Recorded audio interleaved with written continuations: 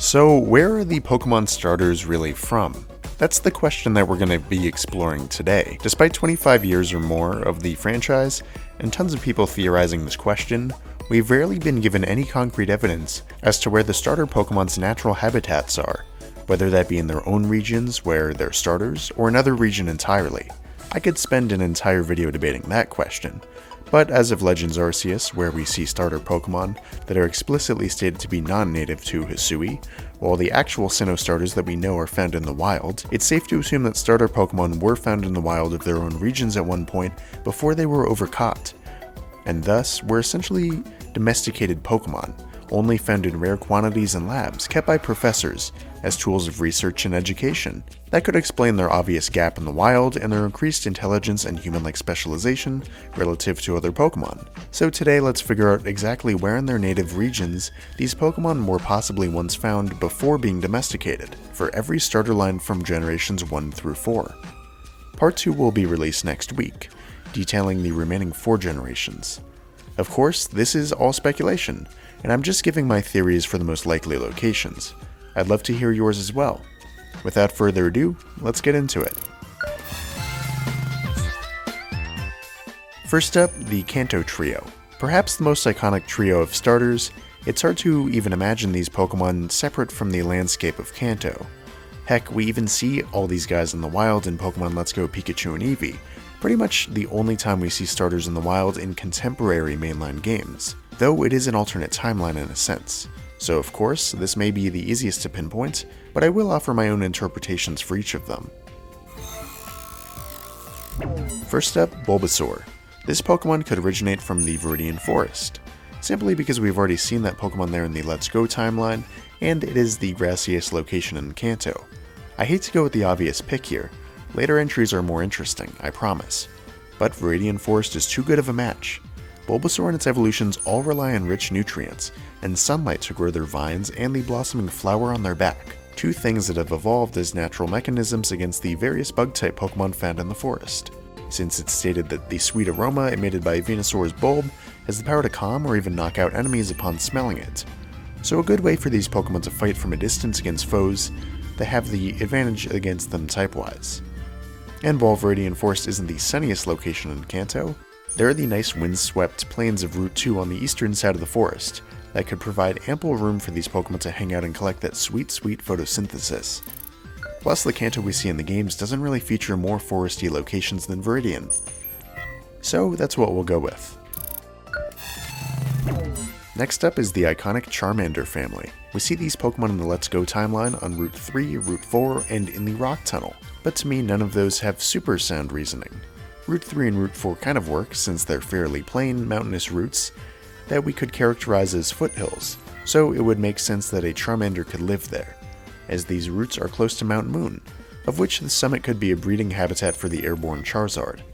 I don't think the Rock Tunnel makes sense because it's way too cramped to fly around in there, and it has far too many threats for a baby Charmander. I thought about the Cinnabar Island, due to the volcano tie-in, but we don't really see a visible caldera, so it's possible that it's an undersea volcano. So I don't know where a Charizard would live on that island. I think the summit of Mount Moon is the best bet. It's the best location in Kanto to be somewhere rocky, rugged, and secluded, where Charizard nests could both train and protect their young, while being centrally located in Kanto, so Charizard could fly all around the region to hunt, rather than being restricted to a cave or an island. Plus, we know that Charizard likes to fight strong foes, so I think the rock types found here would be a worthy opponent for this hot-headed Pokemon. Now, Squirtle is actually more of a tortoise than a sea turtle, or some kind of land turtle, so I imagine this Pokemon inhabits more freshwater, terrestrial habitats rather than the salty seas surrounding Kanto. This Pokemon is amphibious, not fully aquatic. It's hard to see Blastoise actually swimming in the open ocean for long periods of time. In the Let's Go games, you can find this Pokemon in the wild in both Route 24 and 25. Route 25 has a coastal vibe and it's home to the Cerulean Cape, a peninsula bordering the Eastern Ocean, a vast expanse of open water.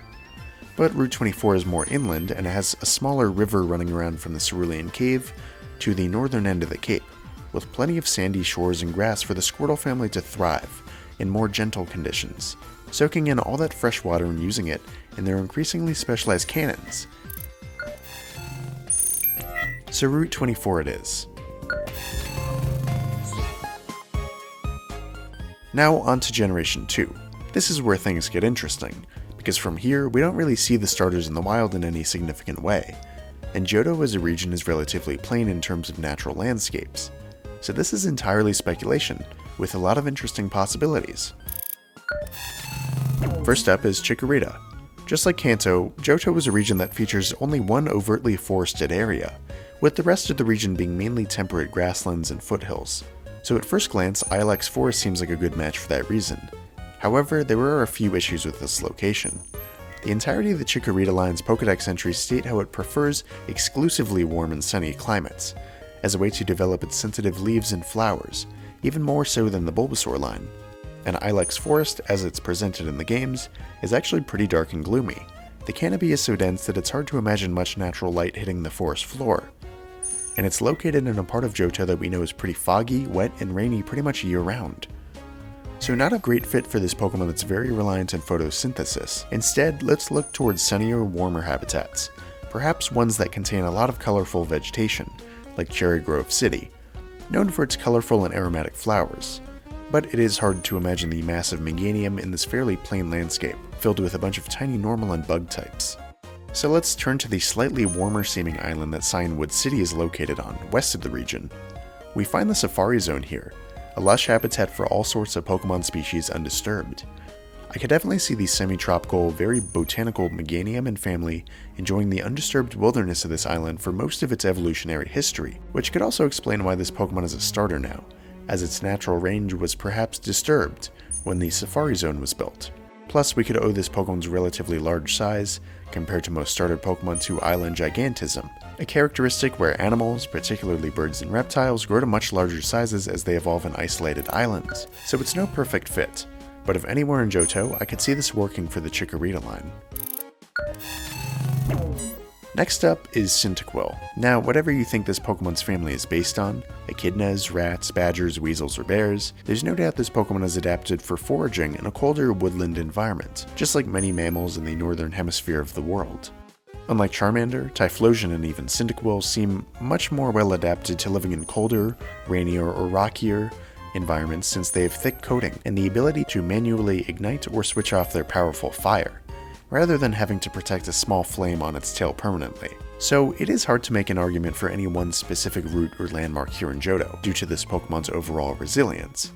But it is safe to say that this family could thrive in perhaps the northern or central parts of the region, perhaps the woodland paths south of Ecruteak City, or the rugged slopes near Mount Mortar or near Mahogany Town, on the shores of the Lake of Rage. So we'll go with that. Either Route 43 or 44. Finally, we've got Totodile. Now, this one is a bit easier to pinpoint, since there are only two really overall watery locations in Johto, despite it being a fairly coastal region geographically. First up, we've got the aforementioned channel of water separating Cianwood and Olivine City. Though this is a tempting pick due to the many shorelines and warm beaches where Totodile could thrive, it's hard to imagine a slow, bulky crocodilian Pokemon doing well within the brisk currents of the Whirl Islands, which is home to much more truly aquatic Pokemon. No, we need somewhere good for an amphibious lifestyle. So how about the shores of the Lake of Rage? This area is secluded, watery year-round, has a massive lake for easy hunting of flailing Magikarps, plenty of shoreline and swampy mud for lounging baby Totodile to rest, and in the off chance there's a giant feral red Gyarados, well, Feraligatr is a vicious hunter who could no doubt go toe-to-toe with it. The Lake of Rage is perfect for this big jaw Pokemon.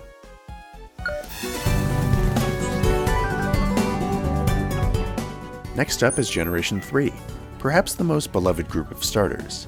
These guys call the Hoenn region home, a massively diverse region in terms of ecology, so I'm super excited to dig into the unique landscapes that these guys could call home. First up, Treecko. This one shouldn't be too hard. After all, Treecko is based off of any number of gecko species, who for a number of reasons are specifically adapted to live in warm, wet climates across the world, so perfect for Hoenn. It's got a warm tropical climate, and of course tons of forests fit for Treecko. However, I think it would be best to avoid many of the forests in the beginning part of the game in western Hoenn, which seem more temperate. So let's move to the dense tropical forest we find in the eastern part of the region, full of tall trees for habitat, protection, and shelter, with that heat and humidity leading to production of tons of nutrients to fuel that grass-type power on its tail and back. So the secluded expansive rainforests of Route 119 specifically seem perfect for this family. Next up is Torchic. This little chick is based off of the domestic chicken, or perhaps a wild jungle fowl, so it's easy to see this powerful and hardy Pokemon thriving pretty much anywhere in Hoenn. However, let's think about where real-life feral chickens call home. Again, pretty much anywhere in terms of landscape, but it has to be a place full of easy-to-get seeds, nutrients, and other food, since these guys love to be in places where they can pluck up food from the ground. So places like human farms and other rural settlements. We know there's many places in Hoenn fit for farming, due to the great soil of the region, but why not focus on the area around Falarware town? Despite the constantly falling ash, it's said that crops have a great success rate in the area, hence all the farms in town and on Route 114 especially. So I think this is a great original habitat for this chicken-like Torchic, especially considering the falling ash, heat, and nearby volcano, which could easily explain the Pokemon's adaptation to the fire type through a potential adoption of that typing as time went on. So Route 114 it is. Next up, Mudkip. This Pokemon is based off of any number of amphibious, freshwater-dwelling salamanders. So that's exactly the habitat that we're looking for. It's an easy enough fit. But the problem is Hoenn is an extremely oceanic region with little in the way of rivers, ponds, much less swamps, which we typically associate amphibians with. We need a nice big freshwater habitat for Mudkip and family, one wet enough to give it room to hunt, breed, shelter, and use the nutrients and sediment of muddy water to keep its skin moist and develop ground-type abilities. So how about Route 120? This route is in the northern part of the region, and it shares the same humid, tropical characteristics of neighboring Route 119, but it seems to have a lot more wetlands, evidenced by puddles in the soil and a few small ponds. This is perfect for the Mudkip line, who could take advantage of the soaked grasses, marshes, and waters here.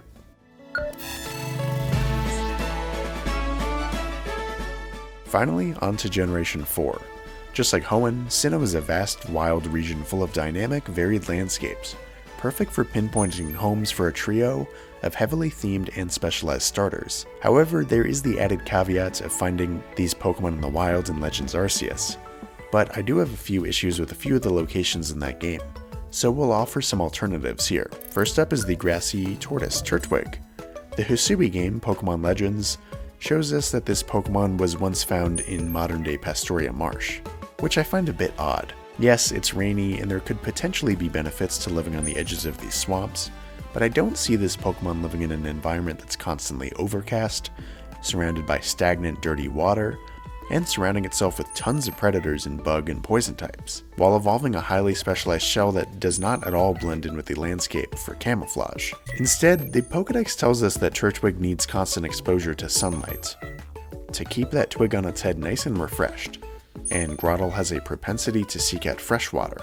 Finally, Torterra culminates this development by evolving a shell that looks like a healthy, tall tree found in soil-rich areas, or perhaps the jagged peaks of a mountain, presumably as a means of blending into its intended environment. So where in Sinnoh has mountain peaks, fresh spring water, plenty of sunlight due to altitude, and lots of evergreen alpine vegetation? Well, plenty of areas within the northern Mount Coronet range. But how about we settle on Route 208 in central Sinnoh, right outside of Hearthome City? This route seems perfect. Everything from its rugged landscape in the west that shows us the elevation and proximity to Mount Coronet, plus a healthy supply of coursing alpine freshwater flowing in that river. In the east, there's lush fields, where Turtwig and company could bask in the sunlight, and the mighty Torterra could offer shelter on its back to many gentler Pokemon in a symbiotic manner, from Combi to Budu to Baniri. It works out really well. Next up, we've got Chimchar. Like Turtwig before it, we've been shown a location already, the Obsidian Fieldlands, where modern-day Sand Gym Town and Romanes Park can be found.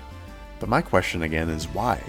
Why would this Pokemon have evolved characteristics ranging from intense firepower to opposable thumbs, fit for swinging and climbing in a relatively flat, temperate landscape, with little to no trees and vegetation? Unfortunately, mainland Sinnoh is not at all that tropical in the slightest, nor does it have any intense forest area besides the Eternal One.